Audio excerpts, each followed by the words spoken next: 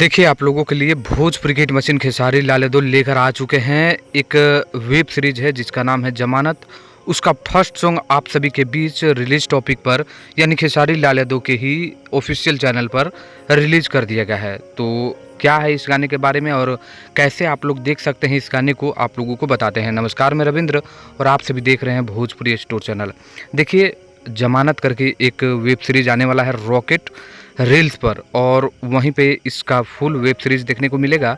लेकिन उसमें एक गाना आप लोगों के बीच अभी अभी रिलीज हुआ है जिसका नाम है जियो जियो खेसारी। वाह, क्या गाने का नाम है।